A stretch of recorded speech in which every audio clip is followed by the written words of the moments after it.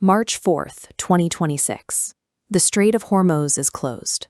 The physical artery that pumps nearly 20% of the world's oil is severed, cutting off the global energy supply with no transition period.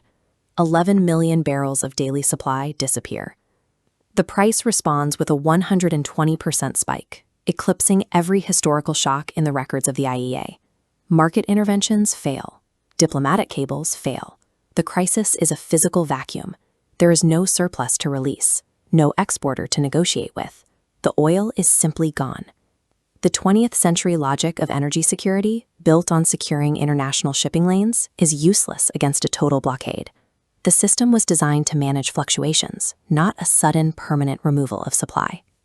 The impact follows a map of geological luck. The United States remains insulated due to the shale oil revolution, a method of extracting oil from tight rock formations, which turned the country into a net exporter with its own domestic reserves. The Global South faces a different reality. India imports 85% of its oil, and those costs are now crashing into its currency reserves. In sub-Saharan Africa, the price of transport and fertilizer has risen so fast that food production is effectively stalled. China sits in a precarious middle ground. It imports 72% of its oil, a figure Tsinghua professor Li Daoqi describes as a nightmare. Yet Beijing's response is a calculated shift toward local resources, rather than a scramble for emergency tankers. By treating the blockade as a trigger for their long-term 15th five-year plan, they are trading imported oil for local wind and solar. They are moving to a system where energy security is built in a factory, rather than found in a geography. The current crisis mirrors the 1973 Arab oil embargo, the first time industrial nations realized their survival depended on foreign geography. This was the moment the fragility of the global supply chain was exposed. A 5% reduction in global supply led to massive gas station queues across the West. The illusion of infinite, cheap energy vanished, forcing a rethink of industrial survival. Japan responded by launching an efficiency revolution. Throughout the 1980s, Japanese firms perfected lean production and developed the world's most fuel-efficient internal combustion engines. Efficiency has structural limits. By focusing on squeezing more miles out of every drop of gasoline, Japan optimized a system it did not control. They improved the consumption of oil without ever removing the need for it. This approach created a golden shackle. It made Japan the leader of the fossil fuel era, but it ensured they remained tethered to the transit routes of the Middle East. Analyst Ho Pin argues that China's modern strategy actively avoids this trap. Instead of trying to save oil, China is building an industrial infrastructure that replaces oil with a different category of energy altogether. In this model, an electric vehicle functions as an active energy terminal.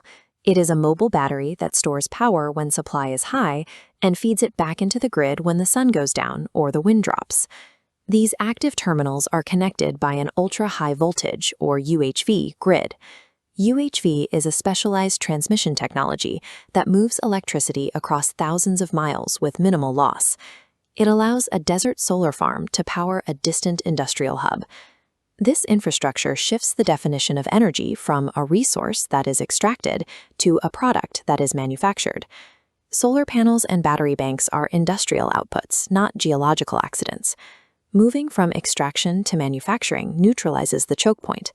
If you can manufacture your own energy, you no longer need to secure a shipping lane to keep your economy running. China is now exporting this model. By providing solar components and storage systems to the Global South, they are offering a path to energy sovereignty that does not rely on foreign pipelines. This technology allows developing nations to bypass expensive, centralized fossil fuel plants. A localized grid powered by solar and wind provides immediate power without the need for a global logistics network. Countries are swapping their reliance on the US dollar and Middle Eastern crude for a reliance on technical standards and local power grids. The geopolitical weight is shifting from those who own the wells to those who build the hardware. This is the first time in history that energy independence for developing nations is a matter of manufacturing capability rather than drilling rights. Western industrial philosophy was built on the control of scarce resources, global logistics, and financial hegemony. That model assumes that whoever controls the oil controls the world. The fossil fuel era ends not because the world runs out of oil, but because the cost of securing it has become higher than its utility. The era of extraction is losing its economic logic. For prepared nations, a supply shock is a signal to pivot.